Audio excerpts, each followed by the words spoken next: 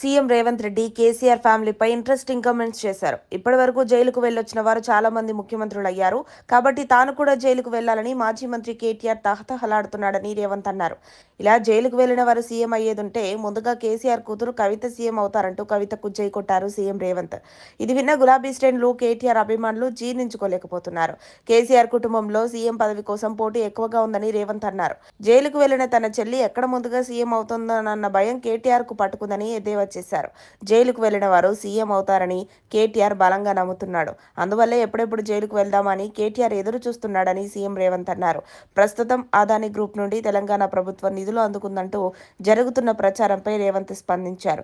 చట్టబద్ధంగా ఏదైనా అంశంలో పెట్టుబడులు పెట్టేందుకే అందరికీ అవకాశాలు ఇవ్వాలనేది నిబంధన అని పేర్కొన్నారు. నిబంధనల మేరకు టెండర్లను దక్కించుకున్న ఏ సంస్థలైనా పెట్టుబడులకు అవకాశం ఉంటుందని రాహుల్ గాంధీ స్పష్టంగా వివరించారు. తెలంగాణ ప్రభుత్వం ప్రతిష్టాత్మకంగా భావించి ఏర్పాటు చేసిన స్కిల్స్ యూనివర్సిటీ కోసం కార్పస్ ఫండ్ కింద పలు కంపెనీలు నిధులు ఇచ్చేందుకు ముందుకు వచ్చాయని గుర్తు చేశారు. ఇందులో భాగంగా అదానీ కూడా 100 కోట్లు ఇచ్చేందుకు ముందుకు వచ్చారు. అయితే ఇప్పటివరకు అదానీతో సహా ఏ సంస్థ నుంచి తెలంగాణ ప్రభుత్వం ఫండ్ తీసుకోలేదు. అదానీ గ్రూప్ వివాదాల నేపథ్యంలో వారిస్తామన్న 100 కోట్లు స్వీకరించడానికి రాష్ట్ర ప్రభుత్వం సిద్ధంగా లేదని, ఈ మేరకు తెలంగాణ ప్రభుత్వానికి 100 కోట్లు బదిలీ చేయొద్దని లేఖ రాసినట్లు సీఎం రేవంత్ స్పష్టం చేశారు. పక్క రాష్ట్రాల్లో, పక్క దేశాల్లో అదానీ విషయంలో జరుగుతున్న వివాదానికి తెలంగాణకు ఎలాంటి సంబంధం లేదన్నారు. ఈ అంశాన్ని రాజకీయ కోణంలో చూసి వివాదాస్పదం చేయవద్దని రేవంత్ కోరారు. తాను ఢిల్లీకి వచ్చిన ప్రతిసారి మీడియా మంత్రివర్గ విస్తరణ అంశాన్ని తెరపైకి తెస్తోందని రేవంత్ అన్నారు. ఇప్పుడు కూడా అలాంటి చర్చనే చేపట్టారన్నారు.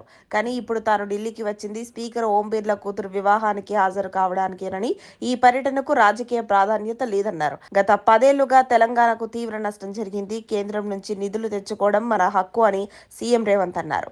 రాష్ట్రానికి రావాల్సిన నిధులు బీజేపీ తన ట్రెజరీ నుంచి ఏమి ఇవ్వడం లేదు. కేంద్ర ప్రభుత్వం ట్రెజరీ నుంచే ఇస్తుందన్నారు. రాజకీయ పక్షపాతం చూపకుండా వారిని వెళ్లి కలిసినప్పుడే నిధులు రాబట్టుకోగలం.